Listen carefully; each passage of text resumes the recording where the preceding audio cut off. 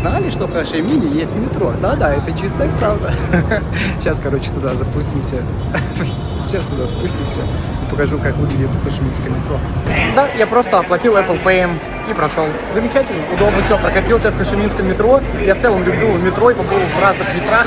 Ну, это обычное современное белое метро. Мне понравилось, по кайфу.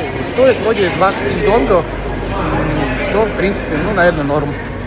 Это пока открыта одна линия, будет открыто много потом других линий на весь город Хошимин. Я думаю, это очень улучшит ситуацию транспортную в городе. Есть очень неочевидная такая фишка метро во Вьетнаме. Естественно, всегда нет.